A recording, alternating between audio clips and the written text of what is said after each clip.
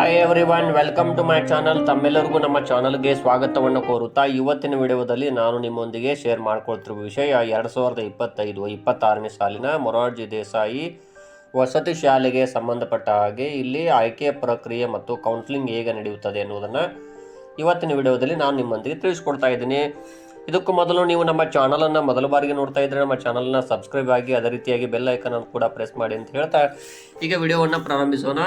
ಇಲ್ಲಿ ಮೊದಲನೇದಾಗಿ ಇಲ್ಲಿ 2025-26ನೇ ಸಾಲಿನ ಮೊರಾರ್ಜಿ ದೇಸಾಯಿ ವಸತಿ ಶಾಲೆ ಆಯ್ಕೆ ಪ್ರಕ್ರಿಯೆ ಅಂದರೆ ಸೀಟು ಹಂಚಿಕೆ ಮತ್ತು ದಾಖಲಾತಿ ಕೌನ್ಸಿಲಿಂಗ್ ವಿಧಾನ ಹೇಗೆ ಇದೆ ಅನ್ನೋದನ್ನು ನಾವು ನೋಡ್ತಾ ಹೋದರೆ, ಇಲ್ಲಿ ಪ್ರವೇಶ ಪರೀಕ್ಷೆಯಲ್ಲಿ ಅಭ್ಯರ್ಥಿಗಳು ಪಡೆದ ಅಂಕಗಳ ಆಧಾರದ ಮೇಲೆ ಜಿಲ್ಲಾ ಮಟ್ಟದ ಮೆರಿಟ್ ಪಟ್ಟಿಯನ್ನು ಸಿದ್ಧಪಡಿಸಲಾಗುತ್ತದೆ.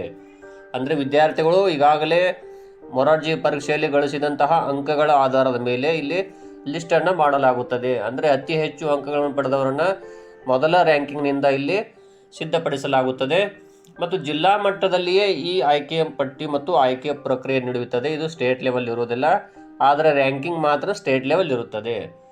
ಇಲ್ಲಿ ಜಿಲ್ಲಾ ಮಟ್ಟದಲ್ಲಿ ಪರಿಶಿಷ್ಟ ಜಾತಿ, ಪರಿಶಿಷ್ಟ ವರ್ಗ, ಪ್ರವರ್ಗ 1, 2A, 2B, 3A, 3B ಹಾಗೂ ಸಾಮಾನ್ಯ ವರ್ಗಗಳ ಬಾಲಕರು, ಬಾಲಕಿಯರು ಮತ್ತು ಸ್ಥಳೀಯ ಹಾಗೂ ಸ್ಥಳೀಯೇತರ ಮೀಸಲಾತಿಗೆ ಅನುಗುಣವಾಗಿ ಇಲ್ಲಿ ಆನ್ಲೈನ್ ಸೀಟು ಹಂಚಿಕೆಗೆ ಈ ಕೆಳಕಂಡ ಅಂಶಗಳನ್ನು ಪರಿಗಣಿಸಲಾಗುತ್ತದೆ.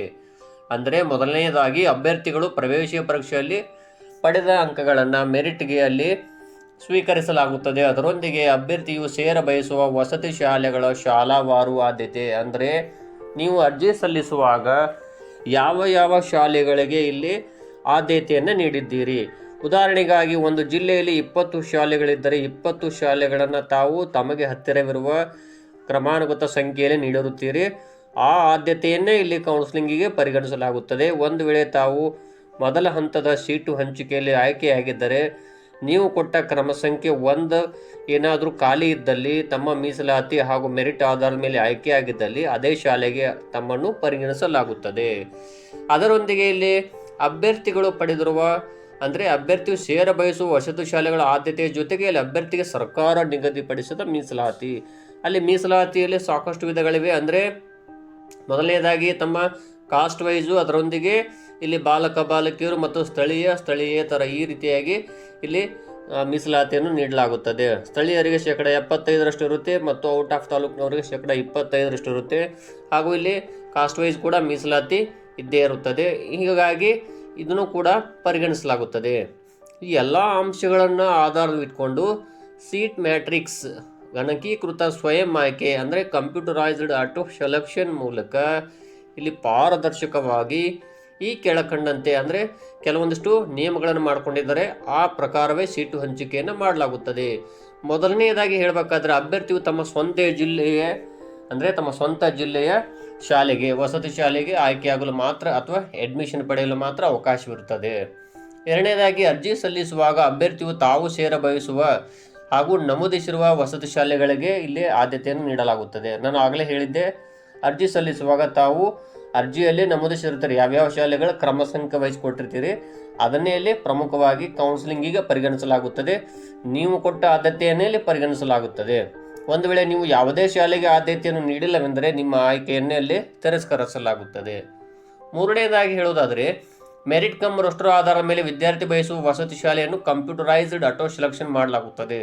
ಅಂದರೆ ನೀವು ಈಗಾಗಲೇ ಆಯ್ಕೆಯನ್ನು ಕೊಟ್ಟಿರ್ತೀರಿ ಯಾವ್ಯಾವ ಶಾಲೆಗೆ ಅಂತ ಹೇಳಿ, ಅದರ ಆಧಾರದ ಮೇಲೆ ಮೆರಿಟನ್ನು ಸಿದ್ಧಪಡಿಸ್ತಾರೆ, ಅದರ ಜೊತೆಗೆ ಮೀಸಲಾತಿಯನ್ನು ಸಿದ್ಧಪಡಿಸಿ ನಿಮ್ಮನ್ನು ಆಯ್ಕೆಯನ್ನು ಮಾಡಲಾಗುತ್ತದೆ. ಹಾಗಾದರೆ ಆಯಾ ಜಿಲ್ಲೆಯ ಅಭ್ಯರ್ಥಿಗಳನ್ನು ಮಾತ್ರ ಪರಿಗಣಿಸಿ ಒಂದು ತಾಲೂಕಿನ ವಸತಿ ಶಾಲೆಗಳಿಗೆ ಅದೇ ತಾಲೂಕಿನ ನಿವಾಸಿಯಾದ ವಿದ್ಯಾರ್ಥಿಗಳಿಗೆ 75% ಸ್ಥಾನವನ್ನು ಹಂಚಿಕೆ ಮಾಡಿ ಉಳಿದ 25% ಸ್ಥಾನಗಳಿಗೆ ನಿಯಮಗಳ ಅನುಸಾರ ಅದೇ ಜಿಲ್ಲೆಯ ಬೇರೆ ತಾಲೂಕಿನ ವಿದ್ಯಾರ್ಥಿಗಳಿಗೆ ಮಾತ್ರ ಸೀಟು ಹಂಚಿಕೆ ಮಾಡಲಾಗುತ್ತದೆ. ಇನ್ನು ಮೊದಲನೇ ಸುತ್ತಿನಲ್ಲಿ ಹಂಚಿಕೆಯಾಗದೆ ಖಾಲಿ ಉಳಿದ ಸೀಟುಗಳನ್ನು ಮತ್ತು ಮೊದಲನೇ ಸುತ್ತಿನಲ್ಲಿ ಹಂಚಿಕೆ ಪಡೆದು ಶಾಲೆಗೆ ದಾಖಲಾಗದೆ ಉಳಿದ ಸೀಟುಗಳನ್ನು ಕ್ರೋಢೀಕರಿಸಿ ಇಲ್ಲಿ ಮೊದಲನೇ ಸುತ್ತಿನಲ್ಲಿ ಭಾಗವಹಿಸಿ ಸೀಟು ಹಂಚಿಕೆಯಾಗದೆ ಉಳಿದಿರುವ ಅಭ್ಯರ್ಥಿಗಳನ್ನು ಮಾತ್ರ ಪರಿಗಣಿಸಿ ಎರಡನೇ ಸುತ್ತಿನ ಜಿಲ್ಲಾ ಮಟ್ಟದ ಆನ್ಲೈನ್ ಸೀಟು ಹಂಚಿಕೆಯನ್ನು ಮಾಡಲಾಗುತ್ತದೆ. ಅಂದರೆ ಈಗಾಗಲೇ ಮೊದಲನೇ ಸುತ್ತಿನ ಸೀಟು ಹಂಚಿಕೆ ನಡೆಯುತ್ತದೆ. ಆ ಸಂದರ್ಭದಲ್ಲಿ ಏನಾದರೂ ಸೀಟುಗಳು ಖಾಲಿ ಉಳಿದಿದ್ರೆ ಮತ್ತು ಮೊದಲನೇ ಸುತ್ತಿನಲ್ಲಿ ಭಾಗವಹಿಸಿರ್ತಾರೆ ಕೌನ್ಸಿಲಿಂಗಲ್ಲಿ, ಅವರು ಅಡ್ಮಿಷನ್ ಮಾಡದೇ ಇದ್ದರೆ ಮತ್ತು ಮೊದಲನೇ ಸುತ್ತಿನಲ್ಲಿ ಭಾಗವಹಿಸಿ ಸೀಟು ಹಂಚಿಕೆನೇ ಆಗದೇ ಇದ್ದರೆ ಅವೆಲ್ಲವುಗಳನ್ನು ಕ್ರೋಢೀಕರಣ ಮಾಡ್ತಾರೆ. ಮತ್ತೆ ಅವೇ ಸೀಟುಗಳನ್ನು ಎರಡನೇ ಹಂತದ ಸೀಟು ಹಂಚಿಕೆಗೆ ಪರಿಗಣಿಸಲಾಗುತ್ತದೆ. ಆಗ ಎರಡನೇ ಸುತ್ತಿನ ಪ್ರವೇಶ ಪ್ರಕ್ರಿಯೆ ಮುಕ್ತಾಯದ ನಂತರವೂ ಕೂಡ ಮತ್ತೆ ಸೀಟುಗಳು ಖಾಲಿ ಉಳಿದರೆ ಇದೇ ಪ್ರಕಾರವೇ ಮೂರನೇ ಹಂತದ ಕೌನ್ಸಿಲಿಂಗ್ ಕೂಡ ಮಾಡಲಾಗುತ್ತದೆ. ಇನ್ನೂ ಹೆಚ್ಚಿನ ಸುತ್ತಿನ ಕೌನ್ಸಿಲಿಂಗ್ ಅಗತ್ಯವಿದೆವೆಂದು ಮನಗಂಡ್ರೆ ಅದನ್ನು ಕೂಡ ಮತ್ತೆ ನಾಲ್ಕನೇ ಹಂತದ ಕೌನ್ಸಿಲಿಂಗ್ ಕೂಡ ಮಾಡಲಾಗುತ್ತದೆ. ಕಳೆದ ವರ್ಷ ನಾಲ್ಕನೇ ಹಂತದ ಸೀಟು ಹಂಚಿಕೆಯ ಪ್ರಕ್ರಿಯೆ ಕೂಡ ನಡೆದಿತ್ತು 2024-25ರಲ್ಲಿ. ಹೀಗಾಗಿ ಈ ವರ್ಷವೂ ಕೂಡ ನಡೆಯಬಹುದಾಗಿರುತ್ತದೆ. ಒಟ್ಟಾರೆಯಾಗಿ ಇಲ್ಲಿ ಕಾಲಕ್ಕೆ ಈ ನಿಟ್ಟಿನಲ್ಲಿ ಸರ್ಕಾರ ಹೊರಡಿಸುವ ಆದೇಶಗಳಂತೆ ಸೂಕ್ತ ಮಾರ್ಪಾಟುಗಳೊಂದಿಗೆ ಸೀಟು ಹಂಚಿಕೆಯನ್ನು ಮಾಡಲಾಗುತ್ತದೆ. ಮೇಲ್ಕಂಡಂತೆ ಸೀಟು ಹಂಚಿಕೆ ಮಾಡಿದ ತರುವಾಯ ಖಾಲಿ ಉಳಿಯುವ ಸ್ಥಾನಗಳಿಗೆ ಇಲ್ಲಿ ಕೆಲವೊಂದಿಷ್ಟು ಮಾನದಂಡಗಳನ್ನು ಅನುಸರಿಸಿದ್ದಾರೆ. ಅಂದರೆ ಇಲ್ಲಿ ಲಿಂಗ ಹಾಗೂ ಜಾತಿವಾರು ಖಾಲಿ ಉಳಿದ ಸ್ಥಾನಗಳಿಗೆ ಭರ್ತಿಯನ್ನು ಮಾಡಲಾಗುತ್ತದೆ. ಅಂದರೆ ಒಂದು ಉದಾಹರಣೆ ನಾನು ನಿಮ್ಗೆ ಹೇಳ್ತೀನಿ. ಪರಿಶಿಷ್ಟ ಜಾತಿಗೆ ಮೀಸಲಾದ ಸ್ಥಾನ ಖಾಲಿ ಉಳಿದ್ರೆ ಮೊದಲಿಗೆ ಯಾರಿಗೆ ಕೊಡ್ತಾರೆ ಅಂದರೆ ಪರಿಶಿಷ್ಟ ವರ್ಗದ ವಿದ್ಯಾರ್ಥಿಗೆ. ಒಂದು ವೇಳೆ ಪರಿಶಿಷ್ಟ ವರ್ಗದ ವಿದ್ಯಾರ್ಥಿ ಇಲ್ಲದೇ ಇದ್ದಲ್ಲಿ ಪ್ರವರ್ಗ ಒಂದು ವಿದ್ಯಾರ್ಥಿಗೆ. ತದನಂತರ ಪ್ರವರ್ಗ ಒಂದು ವಿದ್ಯಾರ್ಥಿ ಇರಲಿಲ್ಲ ಅಂದರೆ 2A ವಿದ್ಯಾರ್ಥಿ ಅಥವಾ ನೆಕ್ಸ್ಟು 2B, 3A, 3B ಅಭ್ಯರ್ಥಿಗೆ ಅವಕಾಶವನ್ನು ಕಲ್ಪಿಸಲಾಗುತ್ತದೆ. ಹಾಗಾದರೆ ಪರಿಶಿಷ್ಟ ವರ್ಗದ ಸ್ಥಾನ ಖಾಲಿ ಉಳಿದ್ರೆ ಮೊದಲು ಯಾರಿಗೆ ಕೊಡ್ತಾರೆ ಅಂದರೆ ಅಲ್ಲಿ ಪರಿಶಿಷ್ಟ ಜಾತಿ ವಿದ್ಯಾರ್ಥಿಗೆ. ಒಂದು ವಸತಿ ಶಾಲೆಗೆ ಆಯ್ಕೆ ಪ್ರಕ್ರಿಯೆ ನಡೀತಾ ಇದೆ, 3 ಹಂತಗಳ ಸೀಟು ಹಂಚಿಕೆ ನಡೆದಿದೆ ಅಂದಾಗ ಅಲ್ಲಿ ಉದಾಹರಣೆಗೆ ಪರಿಶಿಷ್ಟ ವರ್ಗದ ವಿದ್ಯಾರ್ಥಿಗೆ ಅಲ್ಲಿ ಸ್ಥಾನ ಖಾಲಿ ಇದೆ ಅಂದಾಗ ಅವ್ರಿಗೆ ಯಾರಿಗೆ ಕೊಡ್ತಾರೆ ನೆಕ್ಸ್ಟ್ ಅಂದರೆ ಪರಿಶಿಷ್ಟ ಜಾತಿ ವಿದ್ಯಾರ್ಥಿ ಎಕ್ಸಾಮ್ ಬರೆದಿದ್ದಾರೆ, ಮೆರಿಟ್ ಲಿಸ್ಟ್ನಲ್ಲಿ ಹೆಸರಿದ್ದರೆ ಅವರಿಗೆ ಕೊಡ್ತಾರೆ. ಅದರಲ್ಲಿ ಅತಿ ಹೆಚ್ಚು ಅಂಕ ಗಳಿಸಿದಂತಹ ಪರಿಶಿಷ್ಟ ಜಾತಿ ವಿದ್ಯಾರ್ಥಿಗೆ ಅಲ್ಲಿ ಸ್ಥಾನವನ್ನು ನೀಡಲಾಗುತ್ತದೆ. ಒಂದು ವೇಳೆ ಪರಿಶಿಷ್ಟ ಜಾತಿ ವಿದ್ಯಾರ್ಥಿನೂ ಇಲ್ಲವೆಂದಲ್ಲಿ ಪ್ರವರ್ಗ 1ರ ಅಭ್ಯರ್ಥಿಗೆ ಕೊಡಲಾಗುತ್ತದೆ. ಇದೇ ರೀತಿ 2A ವರ್ಗದಲ್ಲಿ ಖಾಲಿ ಉಳಿದ್ರೆ ಕ್ರಮವಾಗಿ ಮೊದಲು ಪ್ರವರ್ಗ 1 ವಿದ್ಯಾರ್ಥಿಗೆ ಅಲ್ಲಿ ಮೀಸಲಿಡ್ತಾರೆ. ಒಂದು ವೇಳೆ ಪ್ರವರ್ಗ 1 ವಿದ್ಯಾರ್ಥಿ ಇಲ್ಲ ಅಂದರೆ 2B, ಅವರು ಇಲ್ಲವೆಂದಲೇ 3A, 3B, ತದನಂತರ ಪರಿಶಿಷ್ಟ ಜಾತಿ ಮತ್ತು ಪರಿಶಿಷ್ಟ ಪಂಗಡದ ವಿದ್ಯಾರ್ಥಿಗಳಿಗೆ ಅವಕಾಶವನ್ನು ಕಲ್ಪಿಸಲಾಗುತ್ತದೆ. ಇದೇ ರೀತಿ 2A ಮತ್ತು 2B ಕೂಡ 3A, 3B ಇದೇ ರೀತಿಯಾಗಿ ನಡೆಯುತ್ತದೆ. ಇಲ್ಲಿ ಬಾಲಕ ಸ್ಥಾನ ಖಾಲಿ ಉಳಿದರೆ ಅದೇ ವರ್ಗದ ಬಾಲಕಿಯರಿಗೆ ಅವಕಾಶವನ್ನು ಕಲ್ಪಿಸಲಾಗುತ್ತದೆ. ಉದಾಹರಣೆಗೆ ಒಂದು ಪರಿಶಿಷ್ಟ ಜಾತಿ ವಸತಿ ಶಾಲೆ ಇದೆ ಅಂತ ಅಂದ್ಕೊಳ್ಳಿ. ಆ ಶಾಲೆಯಲ್ಲಿ ಪರಿಶಿಷ್ಟ ಜಾತಿ ವಿದ್ಯಾರ್ಥಿ ಸ್ಥಾನ ಖಾಲಿ ಇದೆ. ಒಂದು ವೇಳೆ ಆ ವಿದ್ಯಾರ್ಥಿನೇ ಇಲ್ಲ ಅಂದಲ್ಲಿ, ಆ ಕಾಸ್ಟ್ನ ವಿದ್ಯಾರ್ಥಿ ಎಕ್ಸಾಮ್ ಬರೆದಿಲ್ಲ ಅಥವಾ ಮೆರಿಟ್ ಲಿಸ್ಟ್ನಲ್ಲಿ ಇಲ್ಲವೆಂದಲ್ಲಿ ಬಾಲಕಿಯರಿಗೆ ಅವಕಾಶ ಕೊಡಲಾಗುತ್ತದೆ.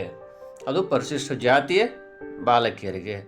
ಅದೇ ರೀತಿ ಬಾಲಕಿಯ ಸ್ಥಾನ ಖಾಲಿ ಉಳಿದ್ರೆ ಅದೇ ವರ್ಗದ ಬಾಲಕರಿಗೆ ಅವಕಾಶವನ್ನು ಕಲ್ಪಿಸಲಾಗುತ್ತದೆ. ಇನ್ನು ಸ್ಥಳೀಯ ಮತ್ತು ಸ್ಥಳೀಯೇತರ ಅಭ್ಯರ್ಥಿಗಳಿಗೆ 75-25 ಅನುಪಾತ ಮಾತ್ರ ಕಂಪಲ್ಸರಿ ಇರುತ್ತೆ, ಅದು ಏನು ಚೇಂಜಸ್ ಆಗುವುದಿಲ್ಲ. ಹೀಗಾಗಿ ಈ ರೀತಿಯ ಆಧಾರದ ಮೇಲೇ ಕೌನ್ಸಿಲಿಂಗ್ ನಡೆಯುತ್ತದೆ ಮತ್ತು ಸೀಟು ಹಂಚಿಕೆ ಮತ್ತು ದಾಖಲಾತಿ ನಡೀತದೆ. ಮೊದಲನೇದಾಗಿ ಇಲ್ಲಿ ಪ್ರವೇಶ ಪರೀಕ್ಷೆಯಲ್ಲಿ ಪಡೆದಂಥ ಅಂಕಗಳು ಹಾಗೂ ಶಾಲಾವಾರು ಆದ್ಯತೆ ಮತ್ತು ನಿಮ್ಮ ಅಭ್ಯರ್ಥಿಗೆ ಸರ್ಕಾರ ನೀಡಿದಂತಹ ಮೀಸಲಾತಿ ಇವುಗಳ ಆಧಾರದ ಮೇಲೆ ಇಲ್ಲಿ ಆಯ್ಕೆ ಪ್ರಕ್ರಿಯೆ ನಡೆಯುತ್ತದೆ. ಇನ್ನೇನು 3-4 ದಿನಗಳಲ್ಲಿ ಇಲ್ಲಿ ಮೊದಲ ಸುತ್ತಿನ ಸೀಟು ಹಂಚಿಕೆಯ ಲಿಸ್ಟ್ ಬಿಡುಗಡೆಯಾಗುತ್ತದೆ. ಇಲ್ಲಿ ಕರ್ನಾಟಕ ಎಕ್ಸಾಮಿನೇಷನ್ ಅಥಾರಿಟಿಯವರೇ ಹೇಳಿದಂತೆ ಏಪ್ರಿಲ್ 11ರಿಂದ ಮೊದಲ ಸುತ್ತಿನ ಸೀಟು ಹಂಚಿಕೆ, ಏಪ್ರಿಲ್ 2ನೇ ವಾರ ಮೊದಲ ಹಂತದ ಸೀಟು ಹಂಚಿಕೆ ನಡೆಯುತ್ತದೆ. ನಾವು ಕೂಡ ವೇಟ್ ಮಾಡ್ತಾ ಇದ್ದೀವಿ. ಇನ್ನೂ ಹೊಸ ಅಪ್ಡೇಟ್ಸ್ಗಳನ್ನ ನಿಮಗೆ ನೀಡ್ತಾ ಇರ್ತೀನಿ. ನಮ್ಮ ಚಾನಲನ್ನು ಸಬ್ಸ್ಕ್ರೈಬ್ ಮಾಡಿರಿ. ಧನ್ಯವಾದಗಳು.